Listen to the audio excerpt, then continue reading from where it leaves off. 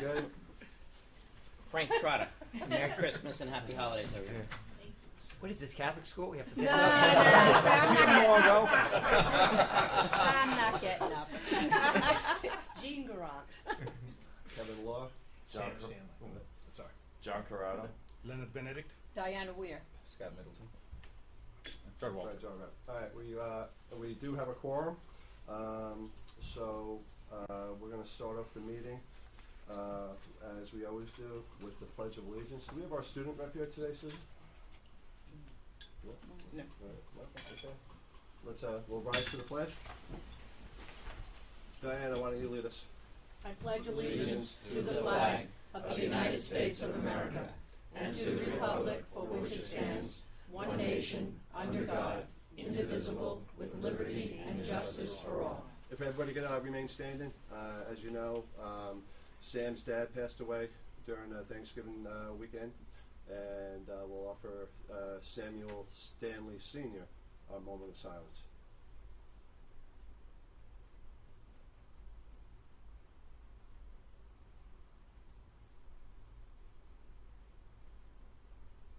Thank you. Okay, be seated. Last time we met was October 5th. The minutes of the October 5th meeting were circulated. I'll ask for an approval of the minutes. Do we have a motion? Motion by Frank, second by Diana. Any comments, questions, revisions, deletions? Hearing none, all in favor?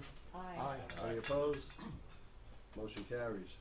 Okay, now, since we do have some new faces, I want to know who's in the room. Let's start over here and go around the circle. I want everybody else to introduce themselves. Mark Maculatis, Assistant VP for Budget. Matt Larson, Senior Associate Athletic Director. Donna Woodruff, Executive Associate AD. Jim Fiore, Athletic Director. Melody Mercedes, Executive Intern. Brent Lindquist, Chair of Applied Math, but I'm representing the Provost Office today.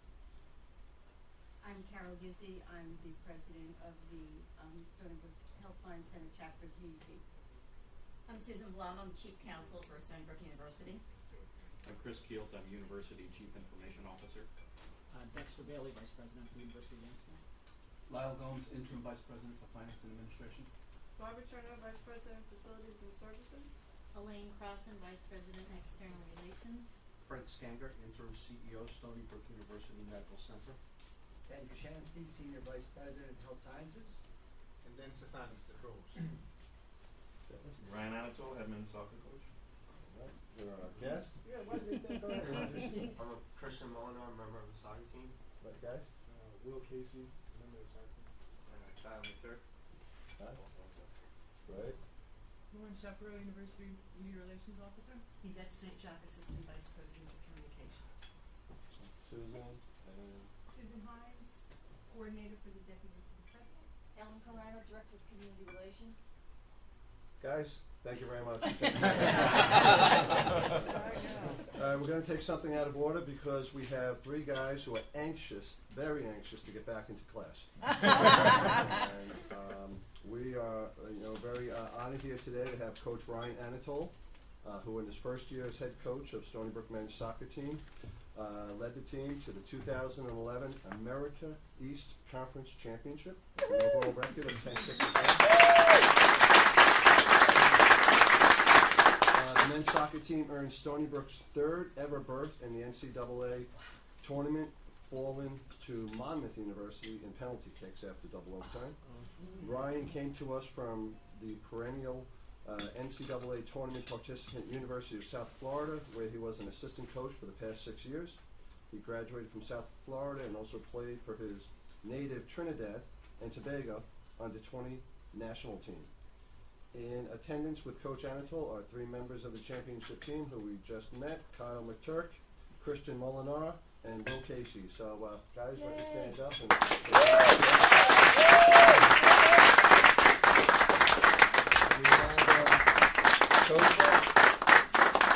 Coach to Ryan Anatole from the Stony Brook Council. On behalf of the Stony Brook Council, we present you with this beautiful plaque.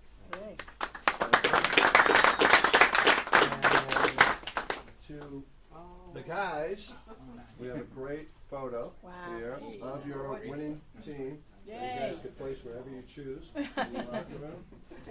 And, congratulations. Come on up and hold it. And Lauren, are we taking some photos here? Yes, we are. All right. Back this here. Guys, why don't you hold the photo? And me and Sam will be bookends for you. About Jim. Jim, anybody Jim, else? is Jim? Jim? No, go ahead. Go ahead. I can't fit in. Go ahead. Yay! And Shirley, don't move. We'll take two more.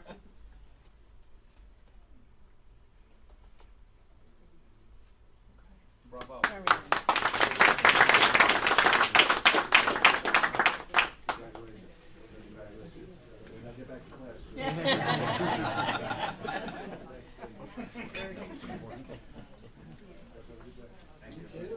Thank you, guys. Thank you.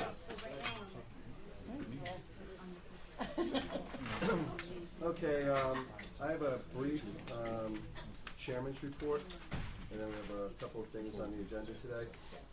Two things I wanted to brief the council on, and for all those who are also paying attention. First, Governor Cuomo's Economic Development Council. As I briefed you on last time, Sam and I, members of the council, Jim Morgo participated in the work group, and Diana, the Long Island Housing Partnership, participated as well. We, as required, submitted a really terrific economic development strategic plan for the Nassau-Suffolk County region on November 14th. And in that plan, which was a culmination of 3.5 months of work and reaching out to all different members of the community in both counties, we came up with a plan and identified 13 priority projects out of 44 that were submitted to us, and a lot of them have implications for Stony Brook, and so that's why I'm sharing them with you. One of our top projects that we submitted for funding was a smart grid initiative between Brookhaven National Laboratory and Stony Brook University, and really excited about it. Very excited about it because when I was at LIPA, I started a smart grid pilot project on the Route 110 corridor, which is being funded primarily by the Department of Energy. And this is really taking that to a different level, which at the end of the day, we're hoping to be sort of the Silicon Valley for smart grid here, where we could be not only helping our own energy situation here on the island, but developing a product that can be marketed throughout the rest of the country. You know, we always say that we live in a 21st century world, but we have a 20th century electric grid. And so we need to overlay our telecommunications with our electrical transmission and distribution system and make it more efficient primarily. And so the Stony Brook BNL Collaborative is pretty exciting, and it was one of our top rated projects. In addition to that, also in our top 13 was a collaborative between Stony Brook University and Hofstra University to produce more engineers for, again, a knowledge-based economy, as we don't, as a region, produce as many engineers as other high-tech areas, and we need to be expanding our efforts in that area. So that's another neat collaborative. And there's a whole bunch of other projects in there, some of which Stony Brook could be playing some type of role with, including a really neat project in Hicksville called the Thought Box for startup companies, and I think there's a potential to commercialize research that is going on here at Stony Brook to become future tenants of that facility. So we're really excited about it. We went up and made a presentation to the governor's panel last Monday, and Thursday, 2 days from now, the governor will be making a decision whether or not we win. Remember, there are 10 councils. 4 of the 10 will win, and we're Nassau-Suffolk is, of course, hoping we're one of the 4. So it'll be an interesting week, and if we do win, there'll be some nice pennies for Stony Brook. So, of course, we're hoping for that. Look, Kevin, I'd like to applaud you and the group for the area concerning engineers, because as hard as it is to believe, schools that graduate engineers are closing down. And that's unbelievable for this country. As you stand and sit at a graduation like we all do, and you watch the people at a place like Stony Brook go off the stage so many of those individuals who want to go back to another land, which is in our country, to do the things that they've learned here in these schools. So I think, you know, one great quote was, "A chance favors the prepared mind." And I think that we, as a council, have to have a prepared mind and not only think about this, but do things to encourage it so that we can pick this up. And we ought to be watching very closely how we escalate in this area. That's a great point, Lou. Great point. So, Kevin, question so we'll, for you. yeah, look, John. If you're one of if the Long Island's one of the 10, or one of the 4 that are selected, do all 13 projects get awarded? Yeah, that's interesting because 44 projects were submitted to us for a total of about $600 million worth of money. We're competing for $40 million. The 13 that we've weeded out, you know, we weeded out the best 13 out of the 44. That's still, they're asking for about $100 million. So we can't fund them all. So we may have to prioritize the priorities, depending upon if we win. But we've identified the 13 because by showing a little bit of state contribution, they'll either be able, all the projects will either be able to leverage private financing or non-state funding. Federal funds, could be local funds. So, but if we win, we may have to prioritize some of them. Some are farther along than others. I'm just concerned, aren't some of them a little closer to being done, Yes. some are a few years, so maybe they should get funded in another round. I don't know Right, how that's well, gonna work. that's a good point too, because Yeah, I don't know how this is the new paradigm for the governor. Right.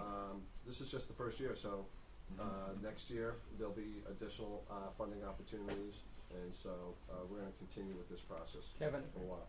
I know you're not suggesting that this process will go on, that with the 10 regions and then 4 being selected. Probably not. No, and that whole process is a discussion for another day, but if the results are based on hard work, the Long Island Economic Development Council did an incredible job, yeah. the research, the theory, so Really was, congratulations. I'm not sure I like this idea where there are 4 winners, and what does that make the other 6?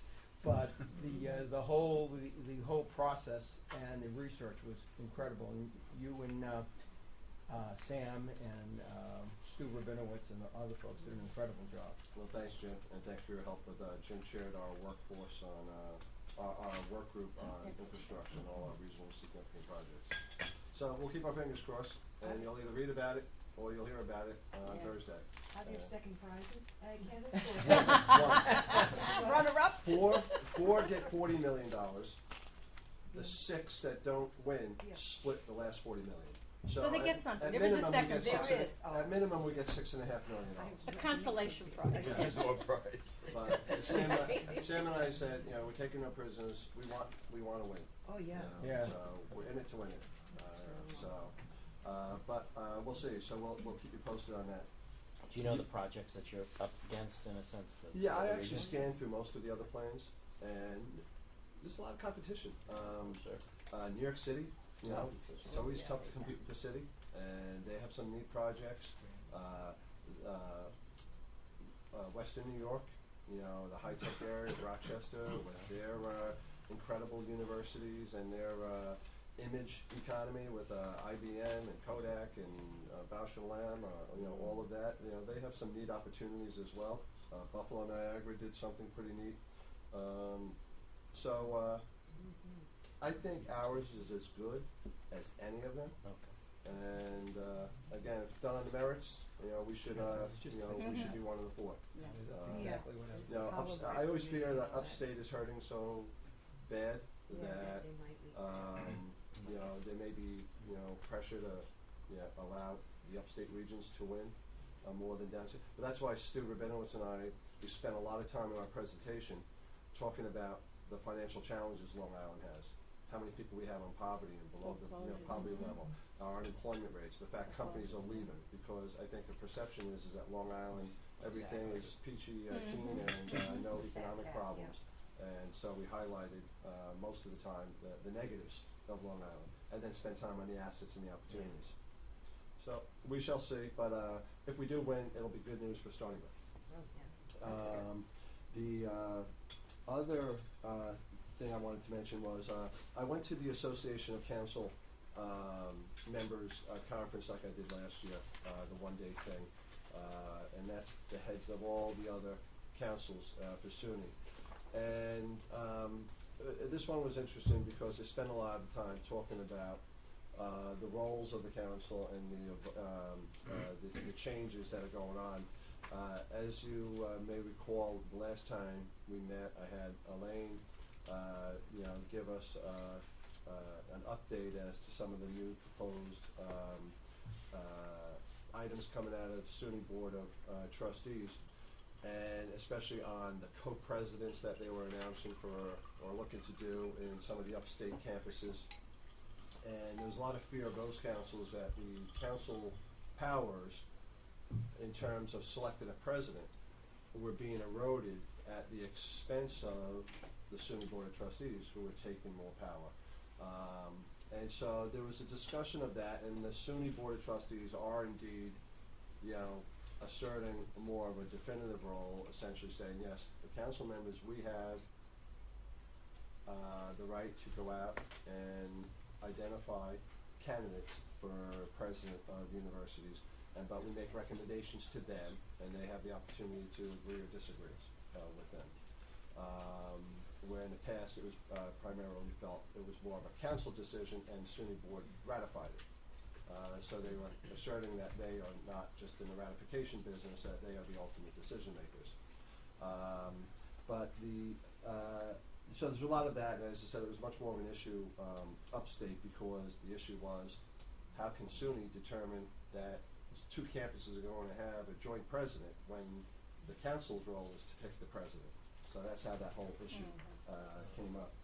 But they did highlight what our major roles are, and since we have some new members, it's always worth repeating that. And some of them are super, super exciting, tongue in cheek, but they're nevertheless important, especially for our students here.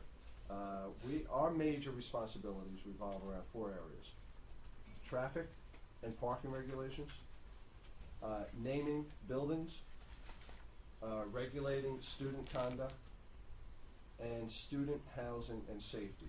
Those are our technical obligations, but our most important role, and the role that they emphasize and should be always viewed as the most important role that we do. We are an asset to Sam. We need to be his eyes and ears in the community.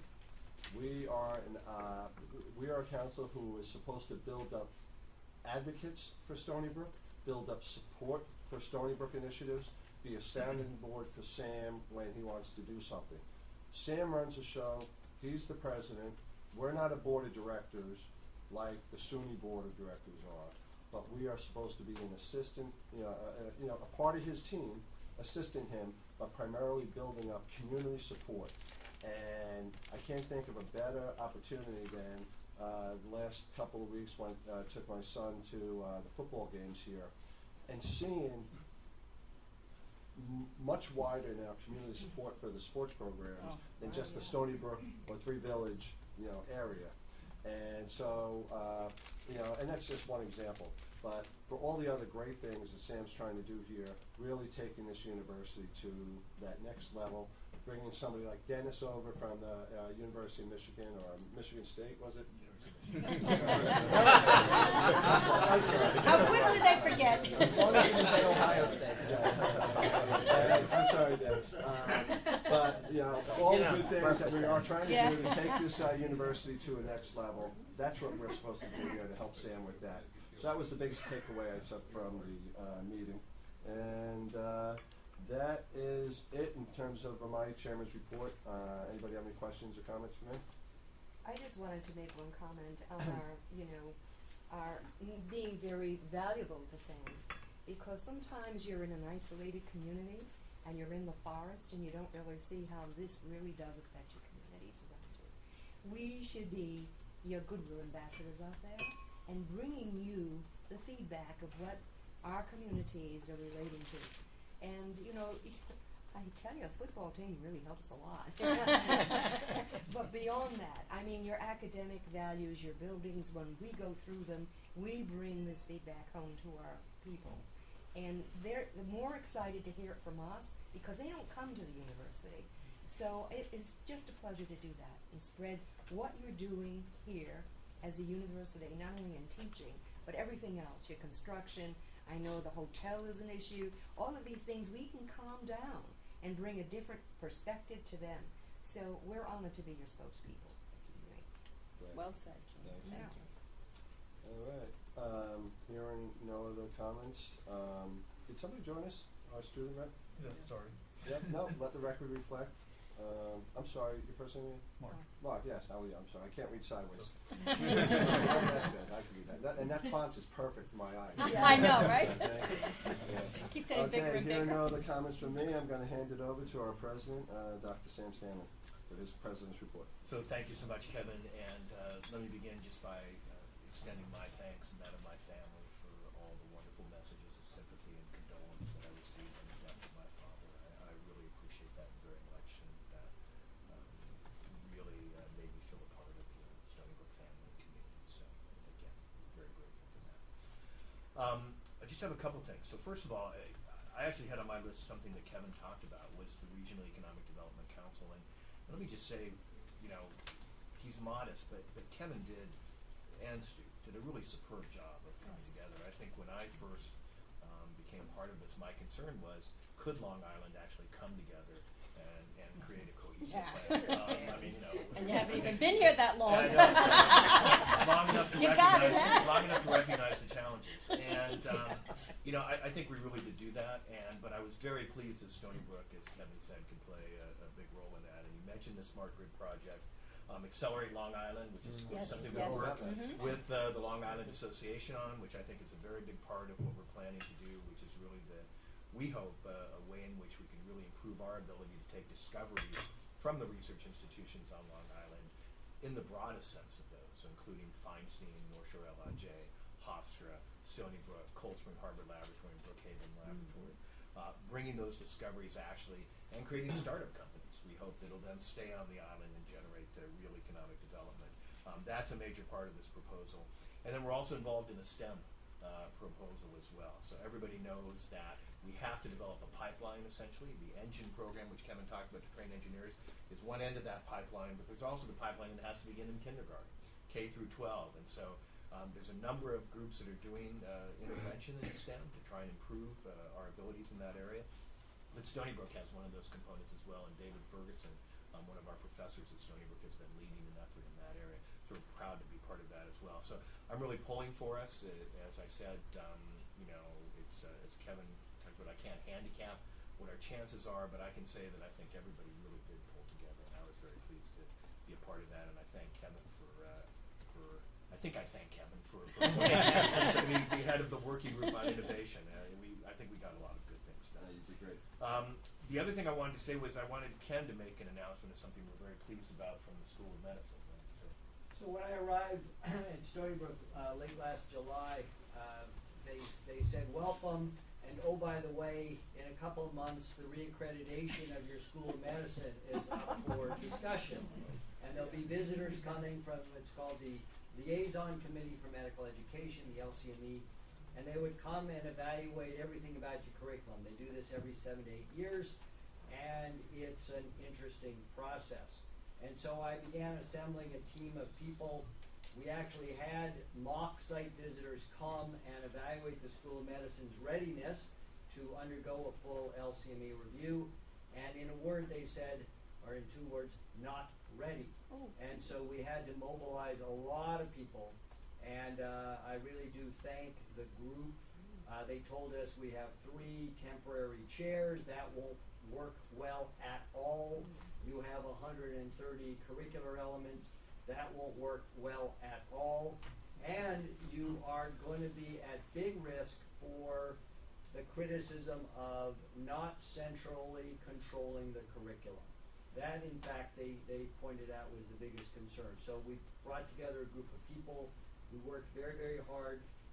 The examiners showed up in April, and within 5 minutes of their arrival, they had asked me about central control of the curriculum, and they asked me about not having permanent chairs of medicine and the like. And I had some reasonably good responses by that point, and last month, we received word from the LCME. We were actually quite concerned. Our colleagues at Upstate had been put on probation. UT San Antonio had been put on probation. The University of Buffalo was put on threat of probation. And so we were sweating it. My dean for medical education was stopping by my office every morning as soon as she arrived to see what was in the mail, if the letter was in the mail. And so the letter came, and we actually had 5 commendations, and we were reaccredited for the full 8 years.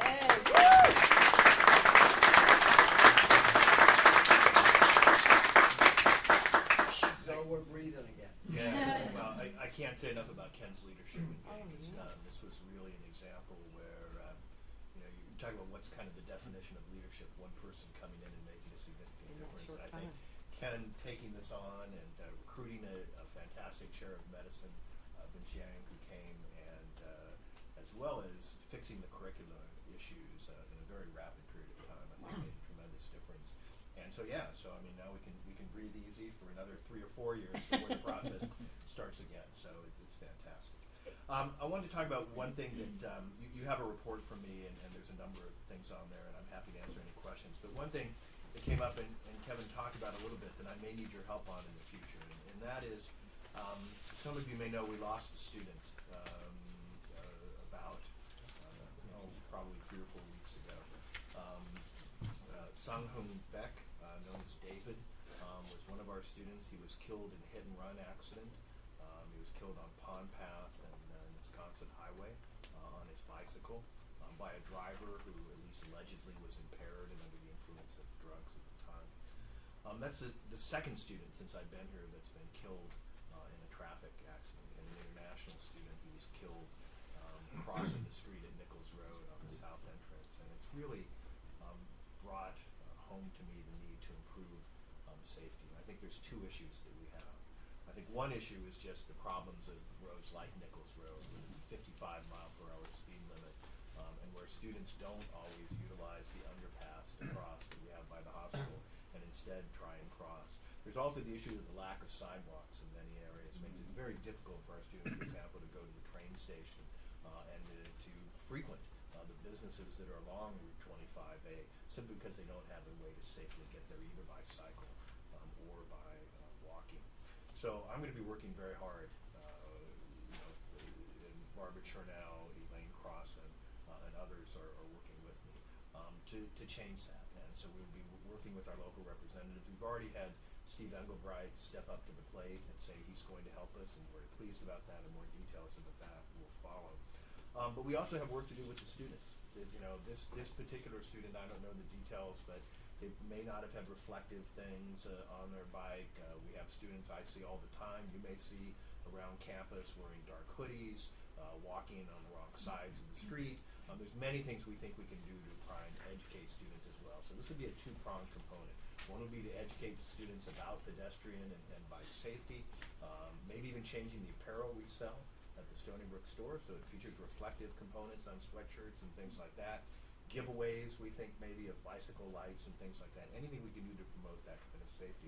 But second, as I said, will be a campaign to try and improve this environment, make it safer. Working to lower the speed limit right in front of the school. There's really no reason why the speed limit should be 55 miles per hour on Nichols Road, which is ending, of course, at Route 25A. So why in the world does it have to be 55 there? We should easily work to lower that. So I will be meeting with elected officials, but this is a great example, I think, where the council could be helpful. Absolutely. This is really, I think, an area that I have tremendous concern about. Student safety is paramount. We're entrusted with the lives of these students from their parents, and we want to do our best to make this as safe a campus as possible. So I will be reaching out to you as a board and individually as well to help and give advice on how to improve this. But I did want to talk about that. Is that Nichols Road a county road or Yes, state road? it's It a is a county county road. road. So That's great. We I'll will be with the absolutely county start to executive, lobby and for I that. think, That's, you know, your help would be very valuable. We've No, that's approached great. before and haven't always had a sympathetic ear. Yes, Guy. If I can, from the perspective of the Alumni Association, whatever we can do on campus to help with student awareness with respect to safety, we'll support that in any way we can and work with Barbara and Elaine. And when I was the mayor in Lake Grove, we created a linear speed zone. So if anybody needs any help with that, I can maybe assist in that as well on the Nichols Road issue. So Sam, the Department of Public Works of the county has a whole section on traffic calming. Yeah, And that's good. that's, That's, I work Yeah. with them daily, and Yeah. they've been helpful in certain things, and rejected other ideas, so we'll come so back we need a to push. them. Yeah, Yeah. that's Yeah, I great, appreciate and this that. is the right time to do it too. Right. Ken Hillman, are you working with Hillman? Yes, I am. No. Good.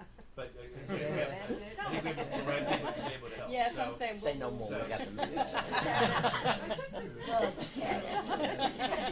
I saw that, yes, Barbara, I got them. And then the other things are good things, and I just wanted to talk about the fact that we'll hold our December commencement on December 22nd. All of you are invited. It'll be at 1 p.m. at the main arena.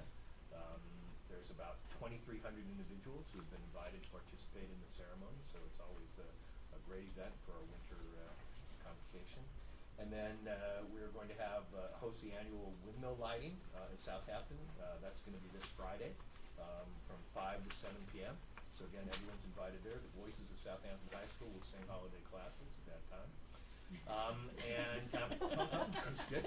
And then the Stars of Stony Brook Gala is going to happen, and we're going to be doing something really interesting. This is going to be April 25th at Pier 60. And I don't know how many of you know that Stony Brook owns essentially the Pollock Krasner house. Yes. So the house where Stanton. Jackson Pollock and Lee Krasner, where Jackson Pollock really produced the painting for which he's famous, is owned by Stony Brook, and we have the actual studio where he did his work. The floor of it is magnificent because it actually looks like a Pollock Yeah, it painting. does. Great. It's very, very cool. If you haven't been there before, you should East go. Hampton, yes. Visit. But we are going to be celebrating Jackson Pollock. If he'd lived, he would have been 100 years old this year. So our gala will celebrate the Pollock Krasner house. We'll celebrate Jackson Pollock. And Ed Harris, who played Jackson Pollock in the movie, Pollock and Krasner, will be there at the gala. So if you've ever wanted to meet Ed Harris, very, very cool guy, he will be there. And we're looking forward to everyone attending. So that'll be coming again on April 25th. So those are the three things that I wanted to announce. And I'll stop there. Good. Actually, Sam, I had one question on your report. Yeah. Vice President for Research, is that a new position, or did the person leave and? No, so that was Jack Marburger's position. He Yeah. was holding that position, and so and that search is going well.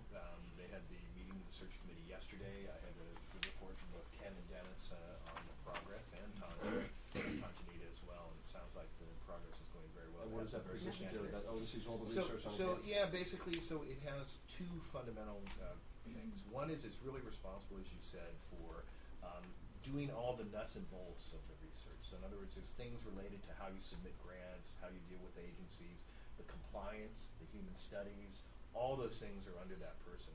But they also have a second job, and that is to help us grow our research, to think about ways in which we can be more effective, ways in which we can expand the number of funders we have, ways in which we can collaborate with industry more to grow research. And so that's kind of the second part of it. And so I think you're looking for somebody who's a good leader.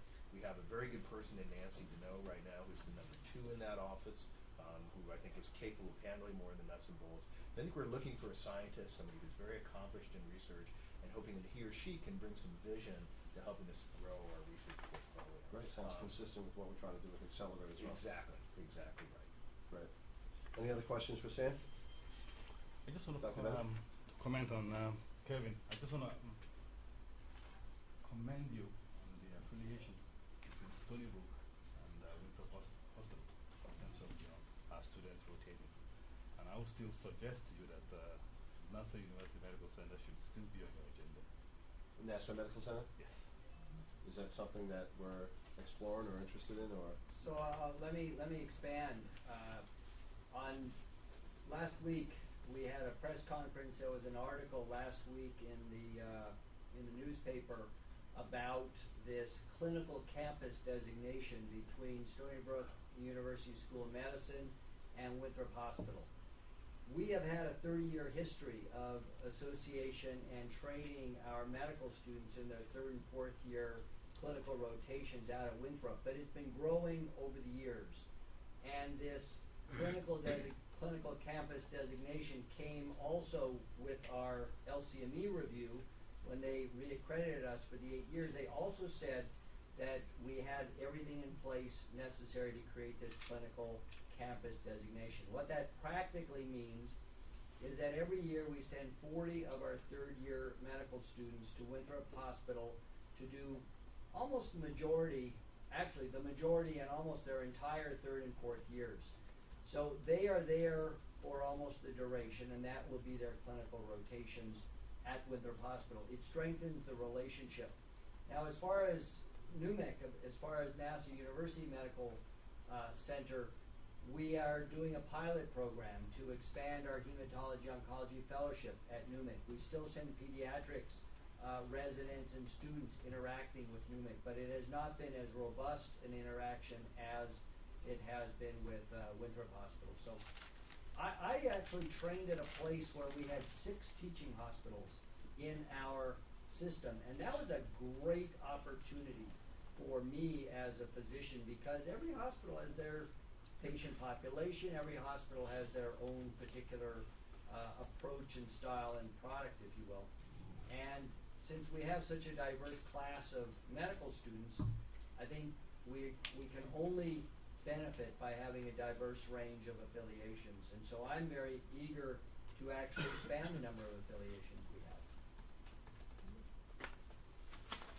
Well, what I like about it too is that it demonstrates again that Stony Brook is a Long Island metropolitan institution, and we're not just a mid-Suffolk, institution. And so it really is a regional institution, and having the affiliations with Winthrop certainly, sends that message, as well as our New York City campus.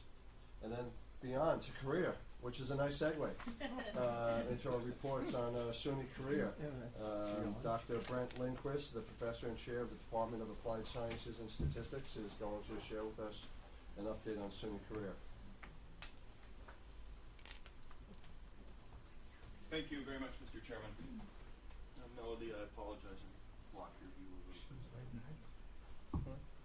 In 2008, end of 2008, President Kennedy signed an MOU which, for all intents and purposes, said that Stony Brook agreed to lead the development of the delivery of SUNY degree programs at the Songdo Global University campus in Incheon, South Korea, with the understanding that if this venture was successful, future participation of other SUNY campuses would be possible. And this initiative has grown to be called SUNY Korea. A very brief history. In May of 2009, the Board of Trustees of SUNY resolved that the Chancellor and the President were authorized to take all steps necessary to develop and implement overseas educational programs located at the Incheon Free Economic Zone in Korea. In April of 2010, we formed SUNY Korea LLC, a limited liability corporation company, which is the vehicle for operation in Korea. In August of 2010, the first phase of the construction of the Songdo Global University campus was completed. The second phase of that construction is ongoing as we speak and is expected to be done next summer. In July of this year, the Korean Ministry of Education approved the initial delivery of Stony Brook graduate programs. In October, we started recruiting, and we expect to begin our first classes in March 3rd of 2012. Where we are in the world, this is Seoul. This is the city of Incheon. This is a landfill known as Songdo. It's 53 square kilometers. This is part of a $200 billion economic project by Korea that includes the 3 shaded areas shown here. For those of you who fly to Korea, this is the Incheon International Airport.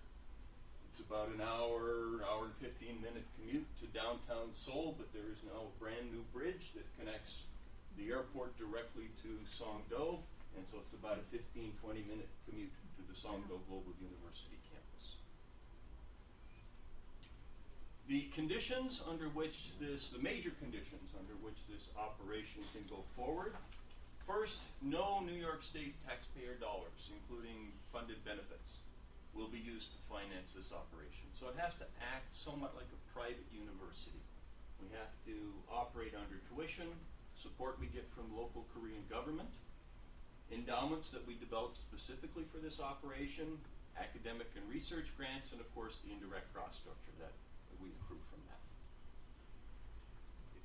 You are all, I am sure, aware that there are other universities that have attempted to go global and failed, and so it's been very important for us to have an exit strategy, and in addition, make sure there is a corporate shield that is erected to protect SUNY from any potential losses of this operation overseas, which is the reason, the primary reason that we set up SUNY Korea LLC to be the operating arm of this entity. Stony Brook University is the member of the LLC for now. Other SUNY campuses can buy into membership. The board of managers of the LLC consists of 4 senior Stony Brook administrators, they're not all vice presidents, and 1 person from Korea.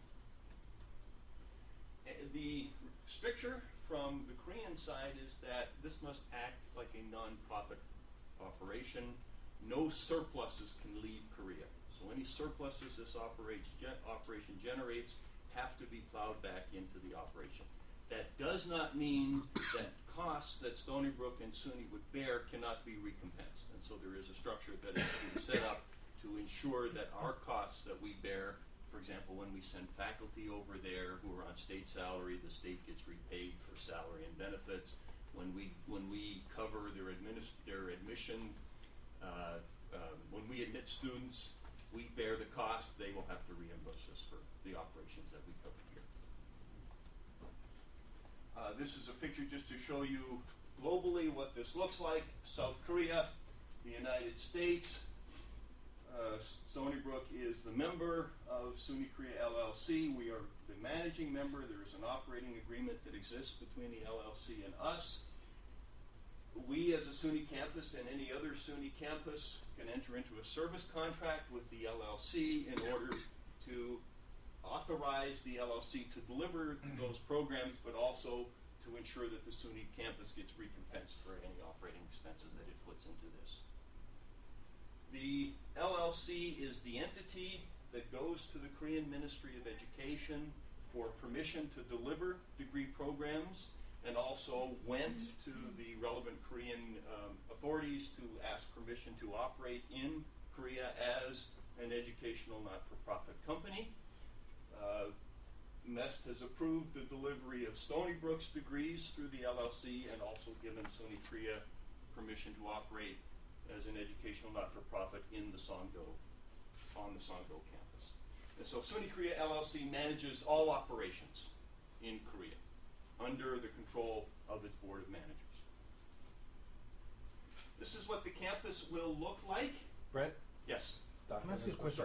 What does the state, does the state have anything to do with this? It does. I will turn to legal counsel to give a more clear, but we are a member of SUNY, so when we are the managing member and the member of the LLC, that does commit SUNY, but I am not comfortable in giving a more in-depth answer to that.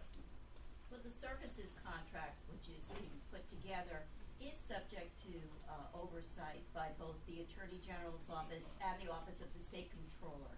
So it will go through that hierarchy of review, and so there will be full disclosure and approval by those entities to ensure that we as a state entity are compliant with whatever laws and regulations are imposed on us. This is what the campus is intended to look like. Phase 1 construction, which has been constructed in very close collaboration with Stony Brook, and we refer to it as our campus, although we should not because technically they own it, but is an academic unit of academic buildings and residence halls to hold 2,000 students. The second phase construction ongoing right now is to build the center of the campus, which is the common facilities. And then over time, they hope to build in several more phases a campus that is capable of serving 10,000 students with enough open space that someday it could be expanded to accommodate 20,000 students. So that is now being built through the South Korean government. I mean, The they're South Korean funding the gov- bulk of that, the All hard of it. construction. Right? Absolutely all of it. They are providing us with a turnkey facility, Wow. fully furnished, that we can walk into. The deal is 5 years, rent-free, utility-free usage of the space. Wow. Plus, they are kicking in $1 million a year in support funding for operations. Are there other universities in the state system that have arrangements similar to this in another Not currently country? in the state system that have arrangements. So we are leading it. They're taking a wait and see how we do. But I have had a phone conversation, a conference call with the chief academic officers of as many of the SUNY campuses who cared to listen in. And there were expressed interests from several places, Geneseo being one, which I was kind of surprised at. That's a big commitment from the Korean government, I think. It is. Well, they're spending $202 billion on this entire Single- project, and this is one small part of a much larger knowledge-based economy development. Wow. Will the name Stony Brook be any part of the name of the university? We decided to go with SUNY Korea to try and be a member of the Chancellor's globalization initiative and push SUNY to the forefront of this effort. I think the Stony Brook name certainly will get bandied know it's around us. and all of that will be known. Dr. Lindquist, is the idea here for us to send our students there, or are we teaching Korean students as well? Is this a mixed group, and is the tuition applicable here as it is there? Several questions. Let me start with the last. So the tuition will be SUNY's out-of-state tuition and fee structure, not to go below that, of course. We've decided that we can't price Stony Brook out of the market, so we shouldn't be more competitive over there than we are over here. So it shouldn't cost any more for an international student to come here than it should cost them to go to SUNY Korea. The first part of the question was, I'm sorry. The idea was to send our Yes, students thank there? you. Or We imagine this as a site abroad that we can tap into a much broader Asian market. Clearly, Korea and China will be the two largest contenders for pieces of that market, but we think many more places, Vietnam, for example, Thailand, we will be able to draw from. Indonesia will be able to draw from. The United States does not have a good track record of encouraging our students to study in Asia. They are much more European-centric in their outlook and in their history. What we think we can achieve with this is a study abroad center, where we can encourage our students to take a semester abroad in an Asian environment, rather than going for a complete degree. Quite frankly, the United States still has the aura of being the place to go to get your degree. And so for us, it's offering an American degree in Asia for those students who simply can't come to the States. And will they be somewhat obligated to probably spend some time in America after we educate them? That will depend on the program. So for example, in a master's program, which is typically 3 semesters to 4 semesters, there's not much opportunity for them to come, except perhaps in a summer stint. However, if and when we do get to delivering undergraduate programs, we are definitely considering something like 2+2 or 1+3, where they have to come to the States for some component of their education. Just a quick comment. Gene, I returned from a trip to SUNY Korea last month. So what you see actually there is real. It's not just an artist's impression. They're turning in the keys to us as we speak. They're moving into the building. Wow. We had our first recruiting event when I was there in late October, and there were about 200 people, 200 students who actually attended the event. Those are serious candidates. They are people who are working currently. They're thinking what to do next step in their career. And in many ways, they're looking at this as sort of an engineer's answer to an MBA degree. They could come out and study in the U.S., or they could stay in Korea. Many of them have family attachments, other things. They can't really quit and come to the U.S. As far as tuition is concerned, the private university in Korea charge about $10,000 a year right now. That's kind of the market going rate. We're going to come in at 15. We came in at 20, as Brent was saying. We might have priced ourselves out in existence. So I think 15 is a good price point. As far as the master's program, as Brent said very nicely, there will be opportunities perhaps for one semester or so for the students to come in, but more so we think with doctoral programs later on as the bondages develop between the faculty members, the Korean companies and us. Some of the students would actually love to come and spend time here with us or time at Brookhaven. So we get into the network companies like Hyundai and Samsung and others, which will be really wonderful for us. Of course, with undergraduate students, there is the opportunity for the students to come and spend up to a year here. And we will have the hub for our guys to go there and do the study abroad. Thank you. So it already exists. So although this is an artist representation, this is what Phase 1 looks like right now if you went there. So this is the academic building. It is 7 stories high. It has a very cute library component attached to it. It has two residence halls, these 2 towers. These are 22 stories, if I remember correctly. This is 11 stories, and then there's faculty housing, which is a 15-story. Everything is vertical. Went pretty quickly on that, I'm sure. They didn't have Not like hangouts here, there. yeah. One of the perks that our faculty will get going over is free housing in that facility while they're over there. And the housing there is nicer than the housing here. Oh, Students, you know, I have to say that. Brand new. This is what the center of campus will look like when it's constructed. It is under construction right now. One of the amazing things about Korean construction, this took them a year to complete. Yeah, just like here. Yeah. I think we should have our next meeting there. What do you say? So it will Council hold the meeting? common facilities, an auditorium, more dining facilities, a common library, student center, gymnasium, guest house. Wow. What are the That's degree amazing. programs that? Coming up. Coming up. I'll get to that.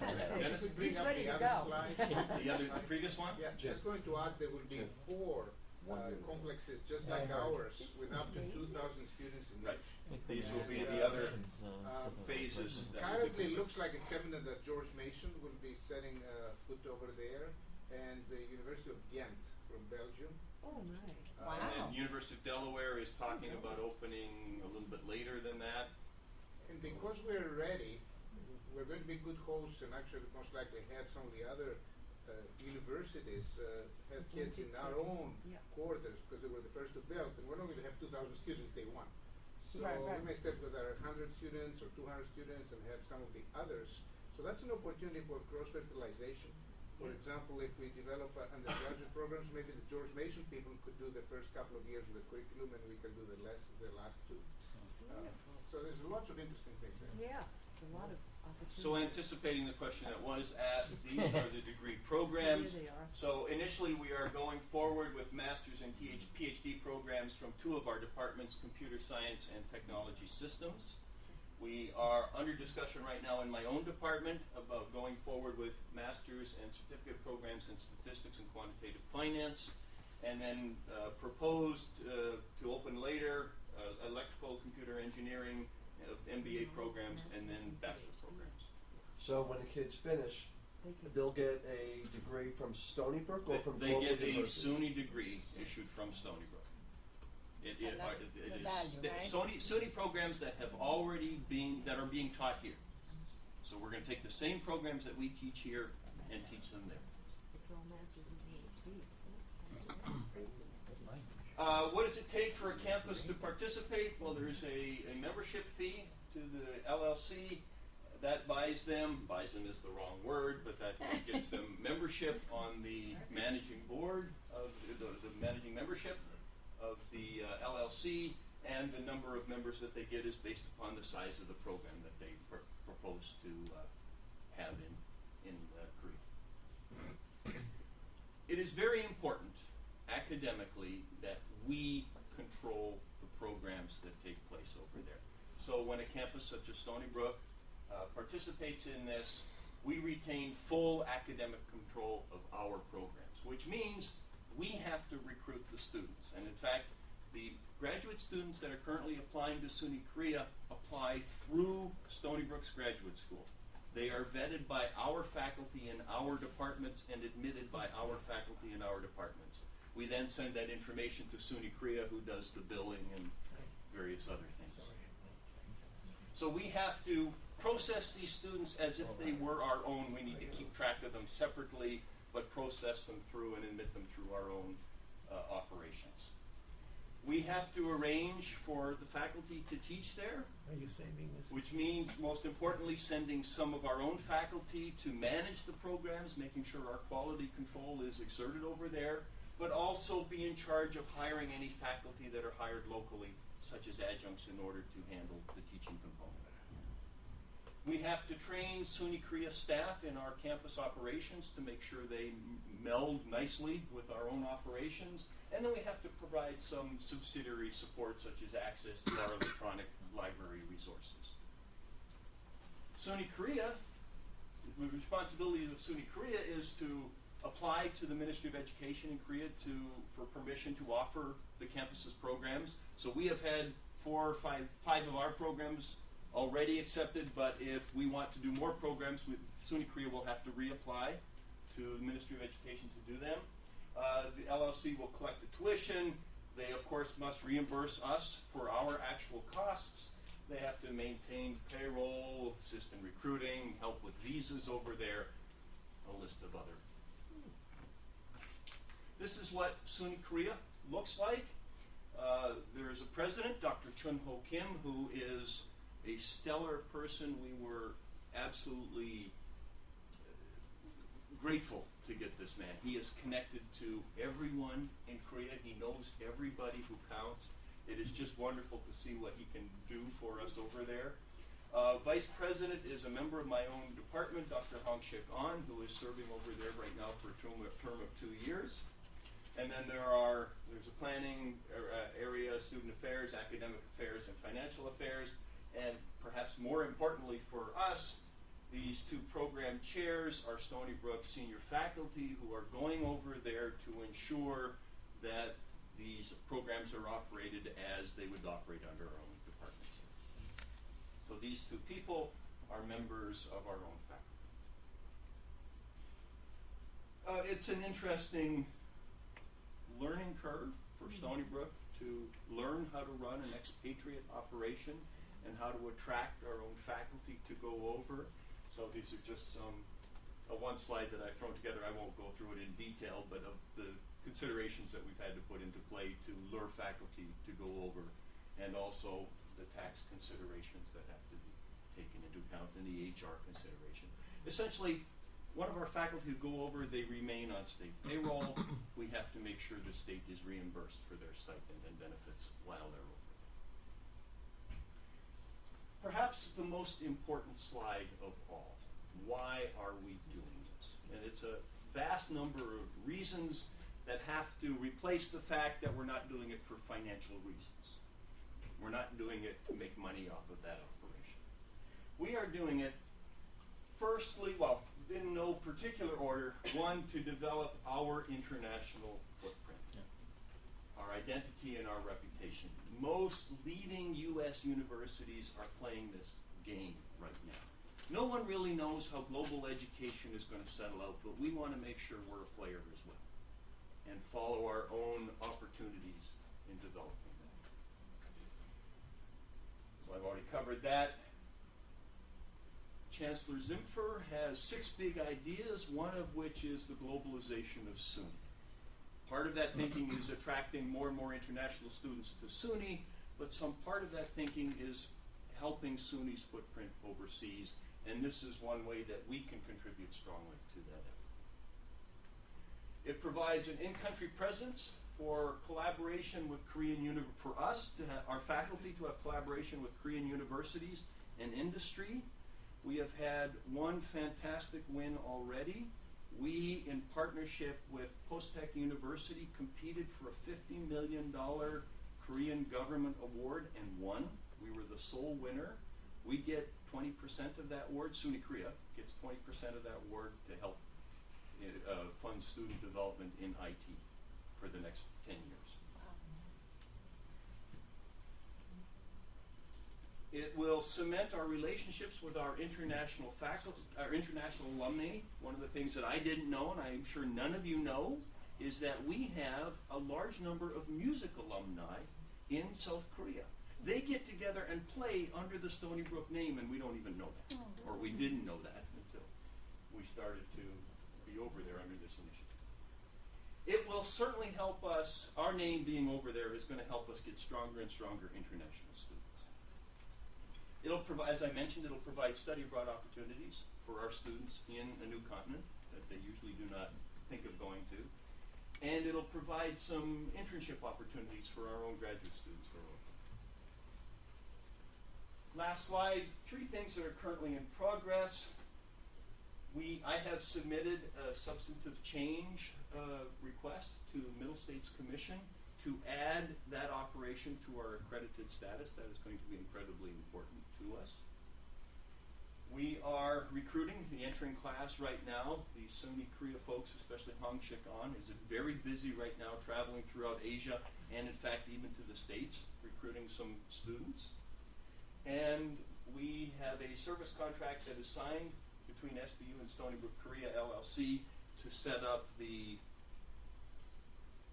monetary flow between the 2 organizations to make sure that we're recompensed for our effort. So that is what I have for you today. Any questions? Brent, that was actually very informative.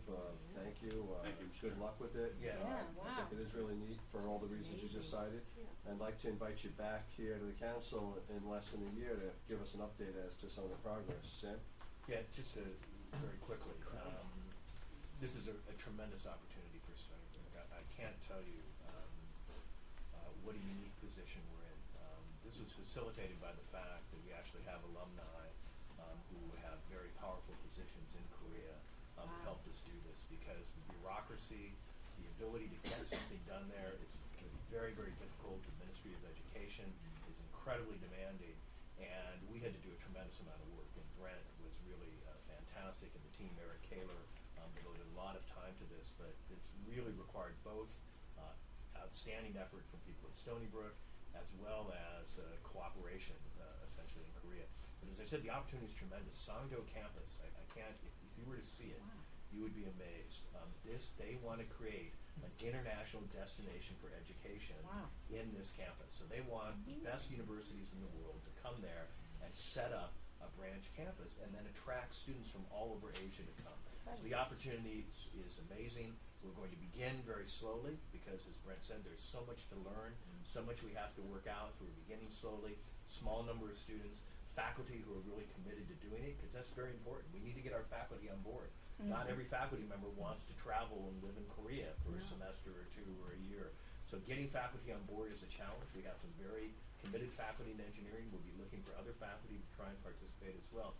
But I envision as well, begin in computer sciences, perhaps applied math and other areas.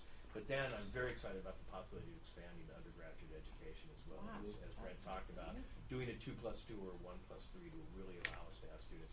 I think this will be great for us in terms of our national and international recognition and the opportunity to provide. But again, this is I can't tell you how much work has been put into get this done. I didn't So we're not realize done it was yet. that There's far. still- Sounds like there's you moved still mountains approvals to that me. need to happen. Sam, But, one of the things you said begs the question, and one of the things that a lot of us reacted to was the year to build the phase 1 of the campus. Yes, those are and you said that there's such a difficult bureaucracy. Was not the, that. I mean, was the campus built by the public sector or the private the sector? The government essentially is the major contractor, right? I mean, That is, they're- well, they contract out to private industry to do it. but the government did it, so there's The no lead government agency, issues basically, whatever, yeah. with the zoning and things like that. This is an amazing master plan. I mean, they are creating essentially 3 new cities in the Incheon But the area. fact that the government could sub it to all of the private sector and get it done in a year. They have an interesting building procedure. They build as they design. So they do not wait for the design to be finished before they begin construction. I missed what you said. Would you repeat what you just said? I'm sorry. They have an interesting building operation. They build as they design. They do not wait for the design to be locked in completely before they begin building. That's something that SUNY has lobbied for, design build, You're just- construction from right. efficient. That's great. Design building, I mean. Rather than waiting. Thank you. Thank you, Brett. That was And, wonderful.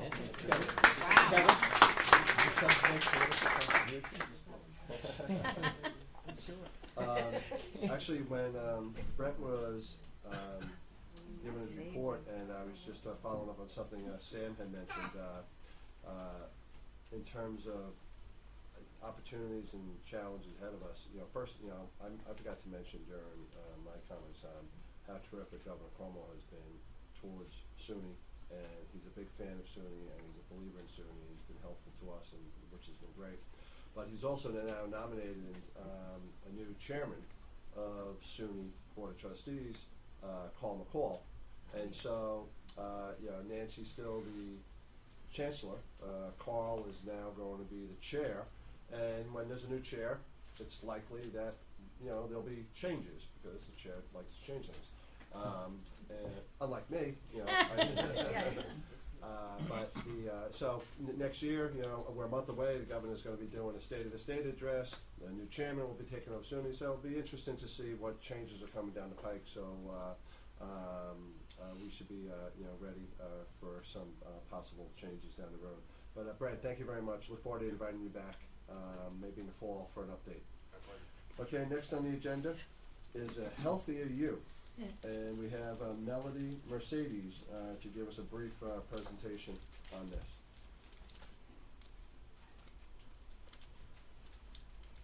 Hello, everyone. Hi.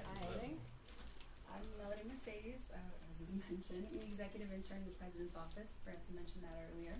And I'd like to introduce you to Healthier You, Stony Brook's new employee wellness initiative.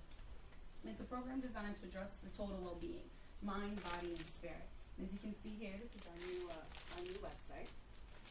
And so, Healthier You began. It's a priority of President Stanley, of the employees' well-being. And so we were looking for the best way to cater to the workforce. So President Stanley created a Healthier You committee, which is actually a very robust committee with professionals from all of our campuses and different departments. And so we began in July of 2011, in which we decided, well, if we would like to create an employee wellness program, first, well, what would our employees be most interested in participating or learning about?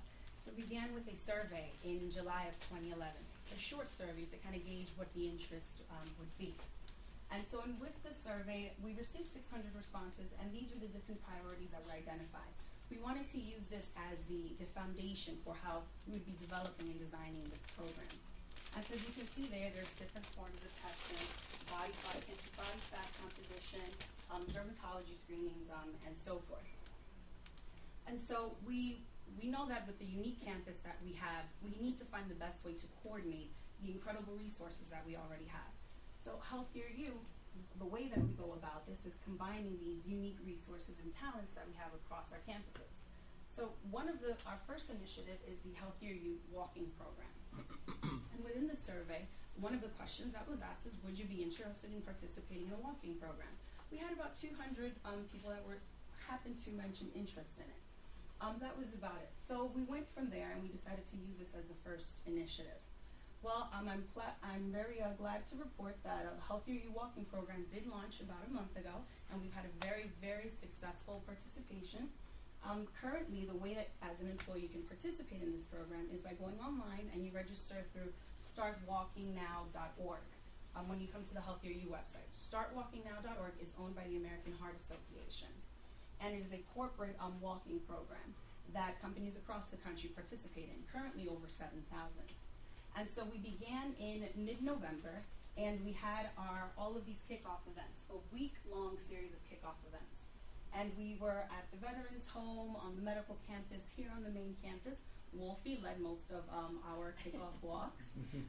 President Stanley, Fred Skanga, and Dr. Kashansky also did the opening ceremonies. And as you can see, those little bags that you have on your table, those are gifts from Healthier You.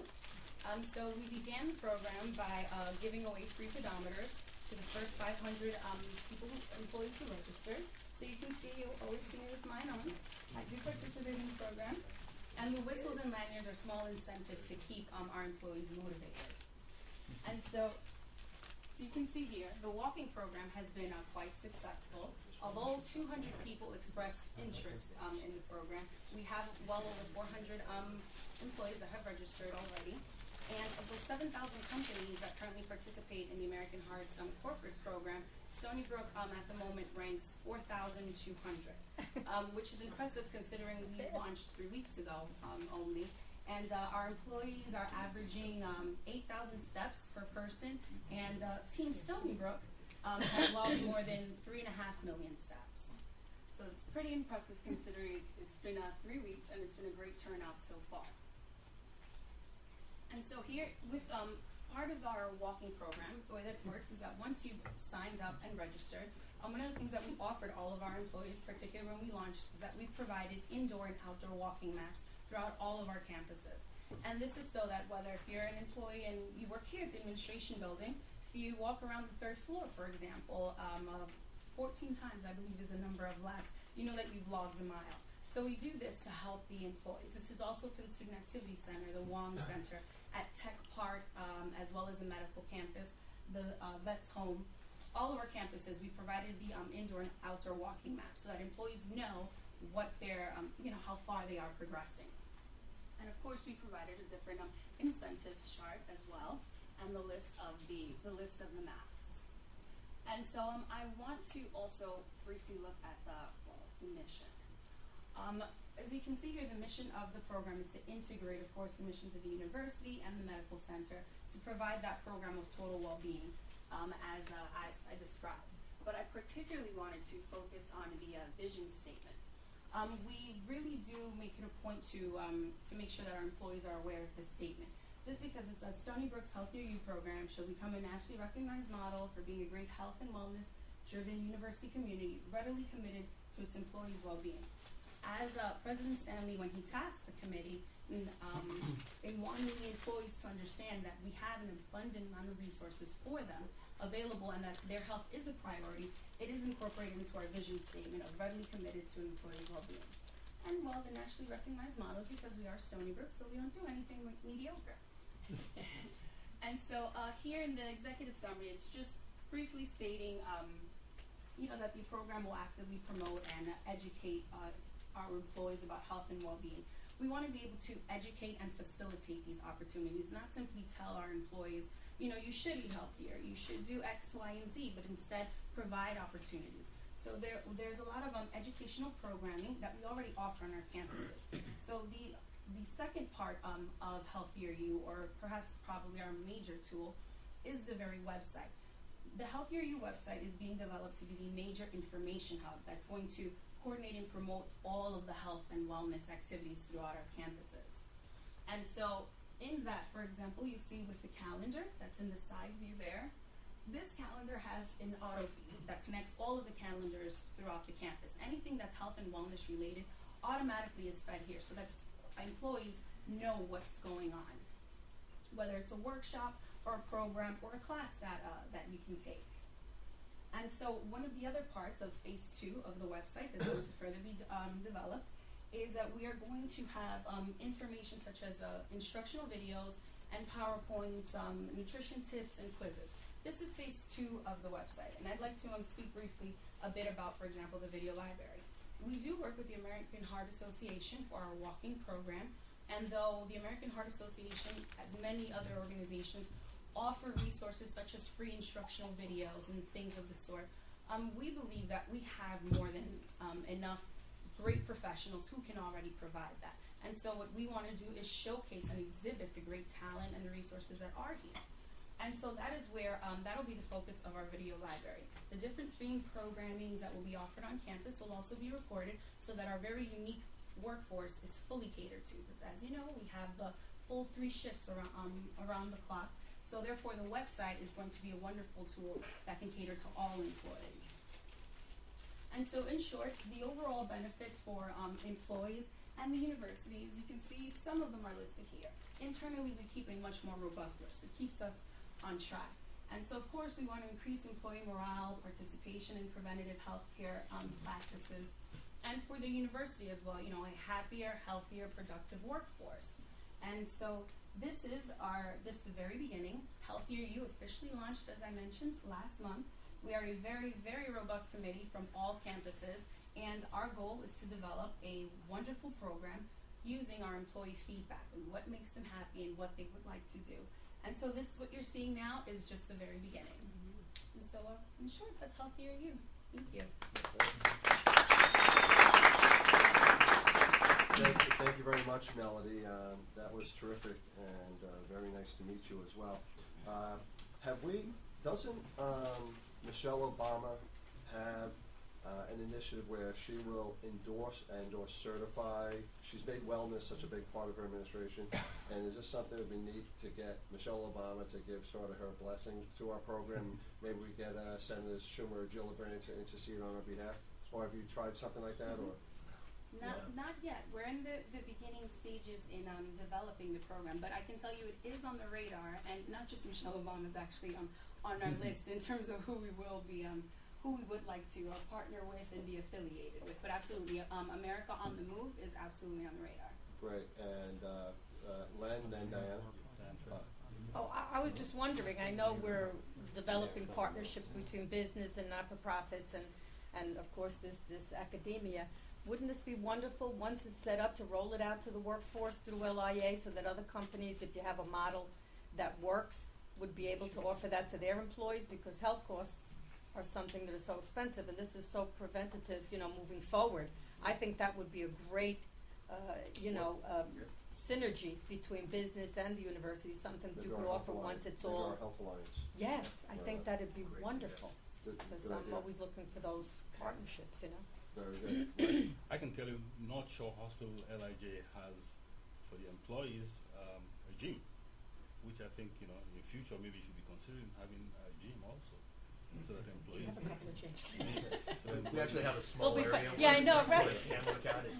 May not be our finest facility, but we do have something. But I think, as we said, I mean, Melody has done a great job, but Lori Rafkin and others have been really critical in putting this together. And it really is been a great effort. It's something obviously that's very important to me, particularly related to prevention. So all the things around improving fitness, vaccinations. I was featured prominently on the web again. Getting vaccinated is what I do for Stony Brook every year.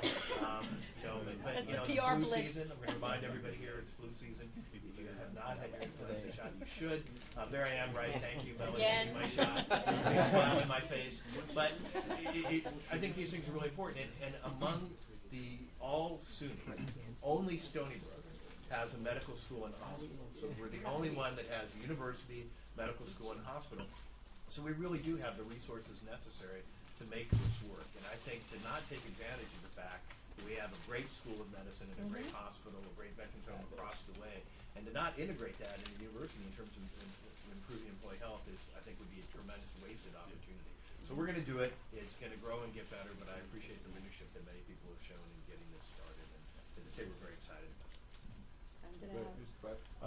Long term, this is a great start. Long term, I would urge you to start encouraging people to get out of their cars and bicycle into campus, things like that, at least during the summertime. And I think that's great, and I think it ties into my safety Yeah, issues. Exactly. We have more people bicycling, drivers are more aware. I agree. And we've talked about before, Barbara has started a bike share program on campus where people can actually get bikes and ride on campus. So we're working on it. And we love Airport Jefferson because you don't need to park anywhere. Yeah. Right. That's good. Thank you, Helen. Very good. You need the bike racks, bike racks, yeah. Next up on our agenda is an update from our Director of Athletics, Jim Fiore. And I think we all can commend Jim for what an incredible football.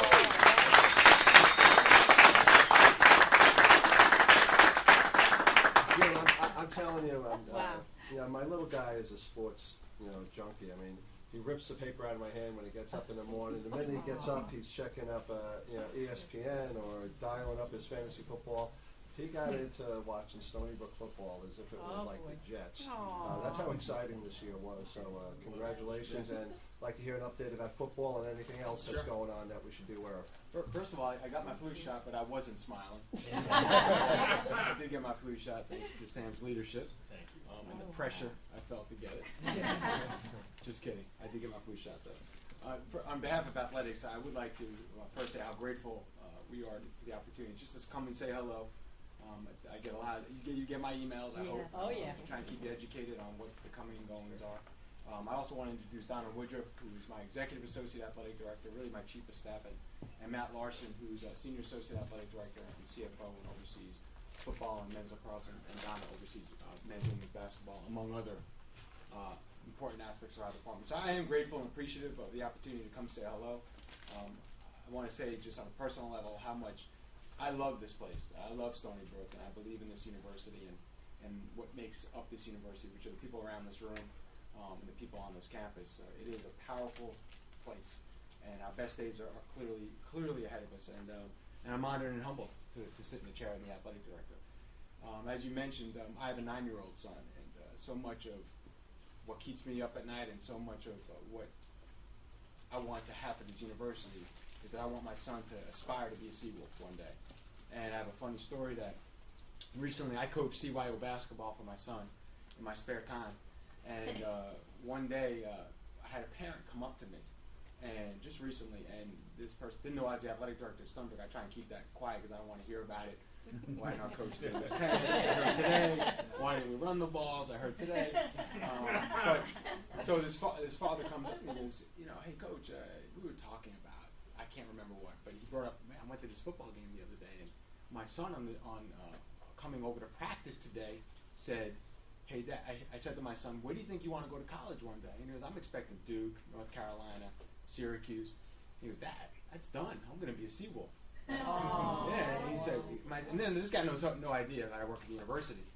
He goes, can you imagine what is going on at that university? He goes, 5 years ago, nobody wanted to be a Seawolf. Now I know what a Seawolf is, and everybody's wearing red. And so it made me feel pretty good about the job we all have done. And I say we, it's not the three of us and one coach or two coaches. It's really a university effort. Success in athletics is a university effort. It's the Alumni Association, it's the faculty, it's certainly the senior administration of the university, it's the communications office, it runs the gamut.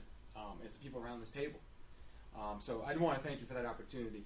Just some updates. I think it's an exciting time at Stony Brook for our athletic program. We never make budget a reason why we don't have success. At the end of the day, what we do is about people. If you hire a good coach and you can retain a good coach, and you have a coach that believes in selling their product, like any good salesperson, whether you're in pharmaceutical sales or selling houses, you have to believe in your product. We hire coaches that we think we can sell and can manage and mentor young people. So we have really good coaches. Unfortunately, we didn't have Ryan speak today. Ryan, I should have had Ryan say a few words. Ryan Anatol is one of 4 new head coaches.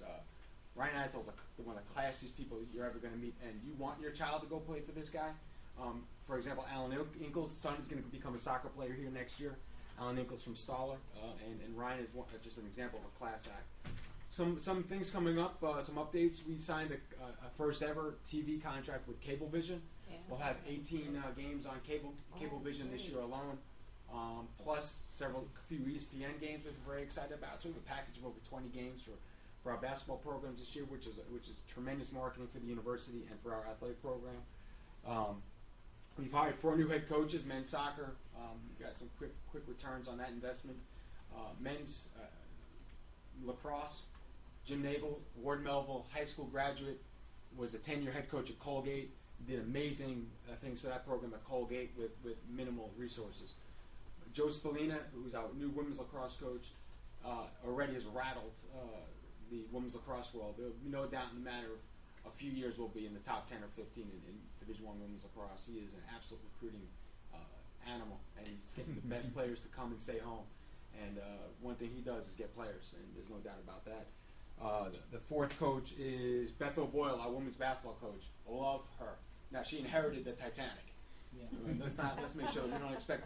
Sometimes coaches can inherit good players and make them better right away and change the culture, which Ryan did. And others, she has me playing for her, and you're not going to win any games. But she's changing the culture. She's changing the culture in the locker room. We already have four kids commit early to Stony Brook, out of juniors in high school. We've never had seniors commit early, unless juniors. So our future is very bright there, and a really quality and classy young woman, which we're really proud of to have on our staff. A facility update, we received a gift last year from Glenn Dubin, a Stony Brook alum who hadn't been back to campus in 30 years, who is going to give a lot more to this university, not just athletics, but I think he's going to be a big player for this university in the years to come. He sent me a holiday gift on tomorrow, which is going to be a beef from his ranch. So if you meat lovers, let me know. I'll send you some beef. But he's fully engaged. Loves Stony Brook. He's absolutely fully engaged in our athletic program. But he's building a new facility for us, an 8,000 square foot weight room. It's state of the art. Wow. If you all want to come check it out, it's going to open up In April. Donna told me January, and now it's got all of a sudden April. So no, I'm kidding. But in any event, it's really one of the great people that Stony Brook has produced and will continue to help Stony Brook is Glenn Dubin and his new facility. Football. So that's been hot on everybody's topic right now. We had 2 sellout crowds this year. When I say sellout, we had no tickets left. We've never had that here in one season. In the third game, which was just under a sellout, which was the Liberty game, which was a 6 o'clock game a few weeks ago. We had 3 watch parties that were really organically driven. Watch parties when people say, "I'm going to go to a bar and watch a game." Right? We didn't. The athletic department didn't drive it. In the past, we pay people to come. But we had the bench, which is driven by local fans, and I think Fred was there. Scott, you may have been there. Sold out to the rafters. Just people packed in, and people that don't know each other hugging each other after touchdowns and penalties and stuff.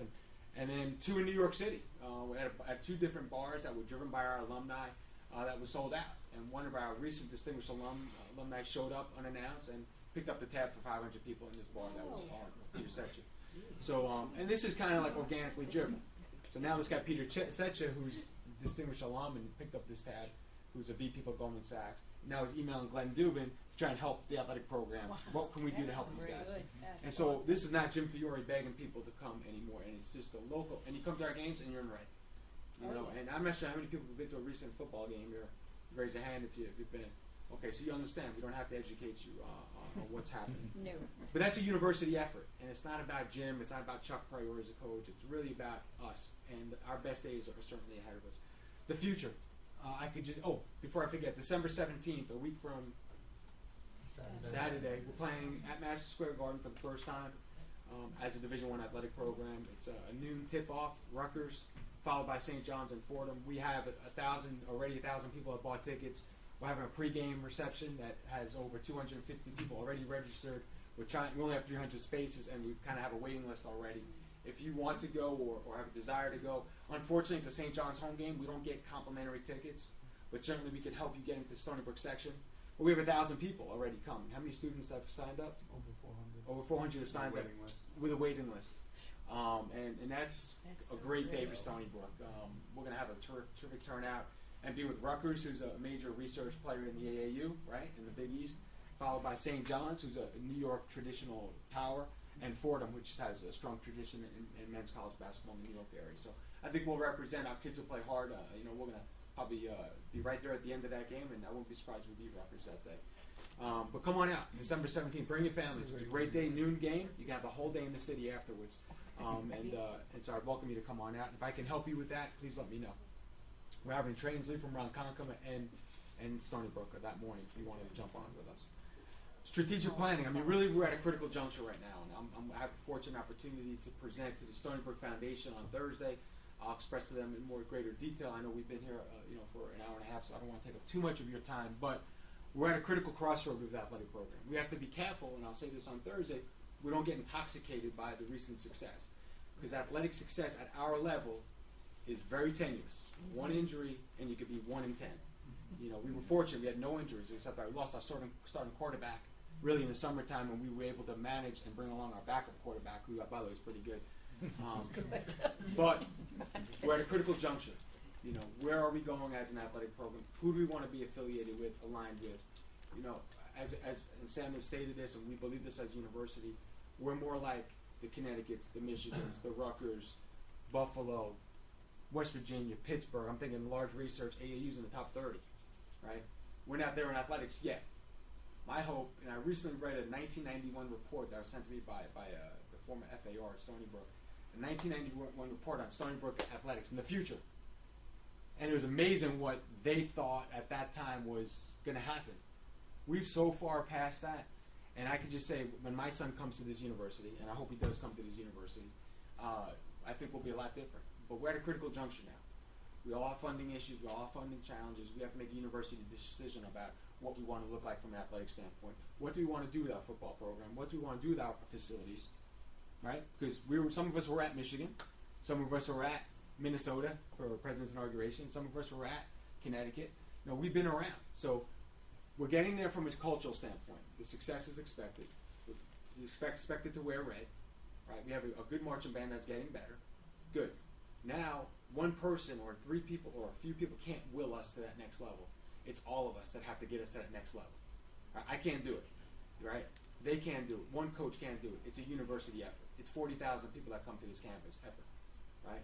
So that's where we're going now. So on Thursday, we're meeting with President Stanley in a strategic planning group based out of Jacksonville, Florida, to help us strategically plan what we want to look like in the next 10 years. It's a first discussion. It'll be a 12-month, not a 6 to 12-month process.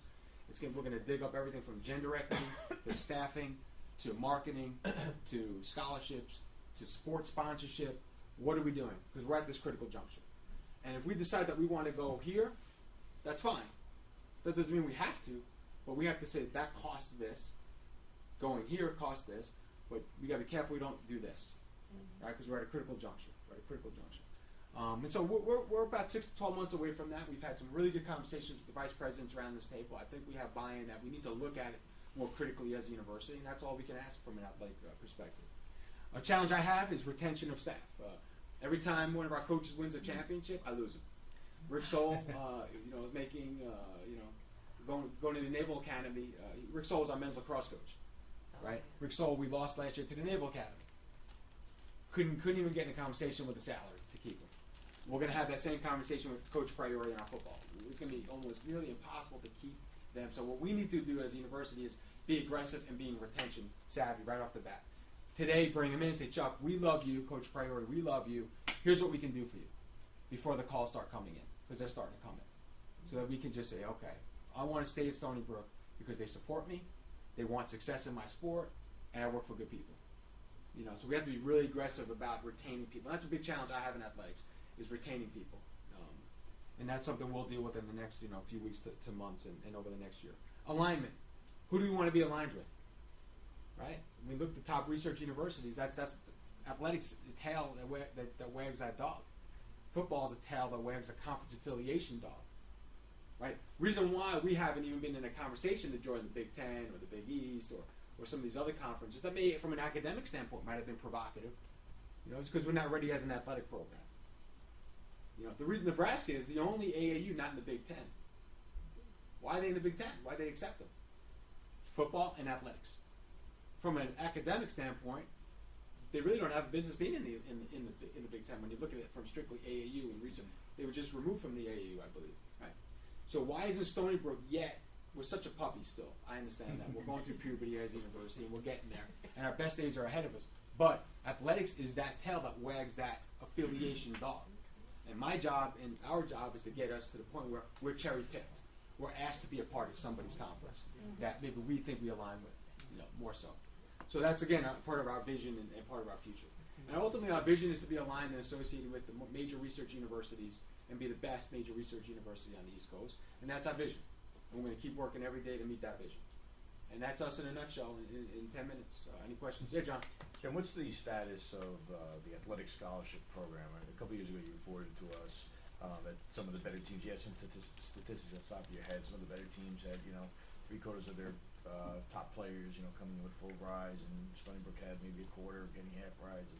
Where are we at? Has that improved? Has it stayed the same? We've done our strategic plan a few years ago. We kind of said, okay, we're going to increase football scholarships. We increased all of our scholarships on the women's side. We took a little from Peter to pay Paula in scholarships, if you will. But we've been able to, I think, strategically add scholarships in the sports that we think we need to compete at that will help us from a national competitive standpoint. Men's basketball, which we're fine. Women's basketball, men's lacrosse, men's and women's soccer. Those are 4 or 5 sports. Football. Those 6 sports are kind of off the top of my head are the ones that, okay, we have to win in these sports. Men's basketball being the first. If we can ever get to the NCAA tournament, and this university will become different. If we ever win a game in the tournament, we become different. We have the right coach.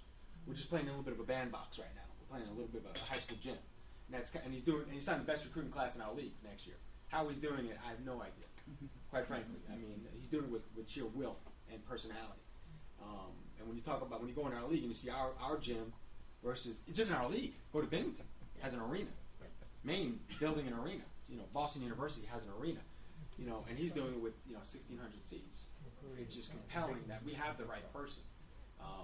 So we're fine. I think we're in a pretty good scholarship situation now. But part of our strategic plan is, okay, maybe we don't want to sponsor scholarships in that sport. Maybe we want to emphasize more of this sport. Maybe we need to have women's rowing because it helps us on the gender equity side. Maybe we need to add field hockey. I don't know. Maybe there's a conference that wants us to add 20 scholarships in football.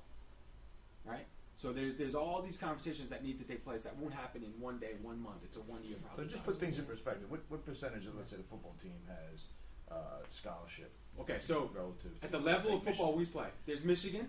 Yeah. There's that high level. It's called the FBS, Football Bowl Subdivision, which is the Pac-10, the Big Ten, the Big East, etc. ACC, SEC, MAC, Mid-American Conference. They give 85 scholarships. They're allowed the maximum of 85 full scholarships. At our level, we went from 0 to 63. And now the maximum at our level is 63, right? So we're in pretty good shape for our level. Right. Now, you want to talk about how you count them versus how you don't, how you split them and stuff. You can cut them in half so that you can get 2 good players that maybe also have some financial means themselves that they're willing to pay for school, or they get an academic scholarship, let's say, that can cut into half of their scholarship, so you can get 2 for the price of 1. Certainly that happens in some other sports more than the footballs, and you have to, whether the parents have $1 million or not, you have to say to the star quarterback, I'm going to give you a full ride. So you really have to give kids full rides because everybody else is giving full rides. Yeah. Right. So, but maybe a kid from Long Island, you might be able to say, you know what, John, I'll give you tuition, and you'd rather come to Stony Brook and play at this level than go to, somebody else is making you walk on and pay your own way. So we're about 20 scholarships away from the highest level. We did go play 2 of those high-level teams this year, and one we took to overtime, which is Texas El Paso, in front of 45,000. We're playing Army at Army next year. We're playing Boston College on the road the year after. Playing Cincinnati. We're talking to an SEC school in the future.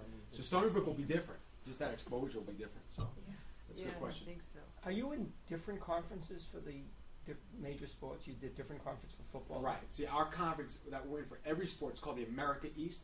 Maine, New Hampshire, Vermont, Boston University, Hartford, UMBC, Binghamton, Albany, Stony Brook. They don't sponsor, that conference doesn't sponsor football. Yeah. There's only 4 institutions that sponsor football in that conference. You need to have 6 to get a bid to the NCAA tournament. So we were asked to join from the Big South. It doesn't really make a whole lot of sense, but it gives us, it's a kind of marriage of convenience. It allows us to compete in a conference that gets us a bid to the NCAA tournament. Right. We just experienced some of that success. 2, gives us a place to recruit to. When we go out and sell the South in football, people understand it's the South. And the 3rd is it's a marriage of convenience. We were good for them and they were good for us, and it's a winnable conference. It allows us to have success without investing a whole lot more than we need to right at this point. That's a good question. Our hope is that we don't stay there for a long time. Yeah, it doesn't help in other ways. Those are 5 long road trips a year. 4 long road trips. It's been a great year, Jim, and it's exciting. Scott, you seen any new buzz with alumni because of the success of the lacrosse? And You were at the bench Saturday with your boys, and you saw it there. There was a fairly good group of alumni there. As Jim said, they put together 2 groups in the city. One was 500 people. I don't know how big the other one was. I got, with the exception of one negative feedback from an email I sent to about 100. Well, I didn't. Dexter put it together. Just put my name on it. We sent out an email to all the alum that we have email addresses for, and it's about 100,000. People were coming up to me in the courthouse last week. I didn't know we're alum, saying, "Oh, this is fantastic." It's very exciting. From my perspective, what I told Newsday last week wasn't a stretch. When I pulled into homecoming and saw the tents in the parking lot, I started to well up with tears. I said, "This is what I've been waiting for since 1984, and it's arrived. It's terrific." And a lot of people feel that way. In line with what you're saying, if I'm a recruiter and I go in the living room of a mother and father and tell them things they've never heard, this university is in the top 2% of the 8,000 colleges in the world. We're not selling that. unfortunately, years ago I had a coach down at Maryland say that getting the material is just as important as coaching the material. And that's, we want to sell the big things. I mean, academically, we're with the Notre Dames and the Michigans and you name them, but we're playing with the ex-Hofstra sort of thing. Well, and that's going to build. And I think the coaches do a great job of selling that. And the athletics department, for those of you who haven't been over there to see the place where the athletes get tutored, it's unbelievable. I had a nephew who went to UNC, Bill King's grandson, played baseball there. He never saw anything like what we have here at Stony Brook. They changed. And, because they hear about what we're doing, and they hear about our GPA here. Our average GPA for our student athletes is 3.0, right? I mean, it's unbelievable. We've been very fortunate. We've had some people that the first thing we do is build an academic center. We had a lead gift from a gentleman on the foundation. We have 5 kids going to med school right now, recent grads that we feel really good about. But, you know, who we align ourselves, listen, we used to play St. John's and Siena and Canisius in football and lose. And now we're playing Texas El Paso and Boston College and Cincinnati and some others that we don't really know much about and winning and competing. You know, and representing this university. What hasn't been covered here, and we've talked about all the coaches that we want. I'm ready. We talked about all the coaches that we want to maintain. But we're not talking most important guys standing right there. No. That's not. No. Anyway, let me finish. You're before the board. Let the board members talk and you shut up. Spoken like a coach. I always wanted to do that. No, this man really is. His blood is red, Stony Brook red. Yes. And the way he's moving, he's doing a great job. If we can lose a couple of coaches, you can't lose him. No. All right.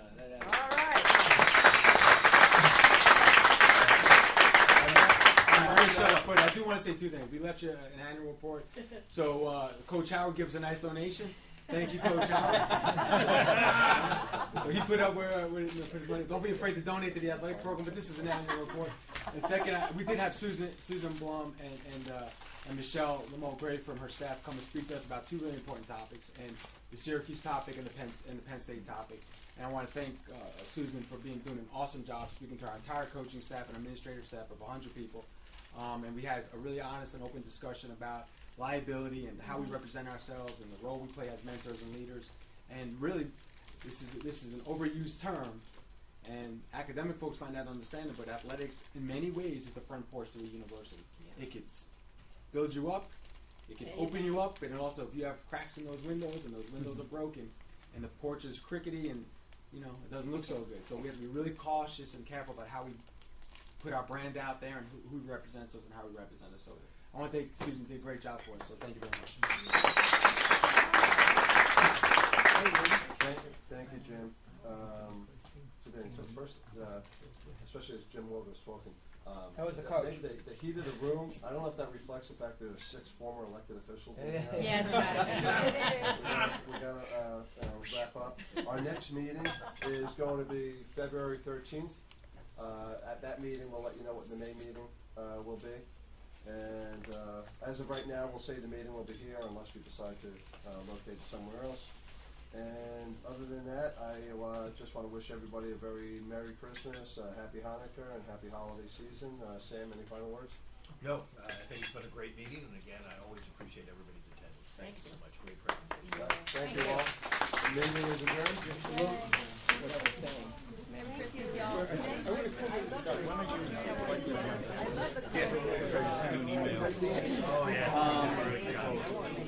I have class tomorrow night. I'm gonna have a quick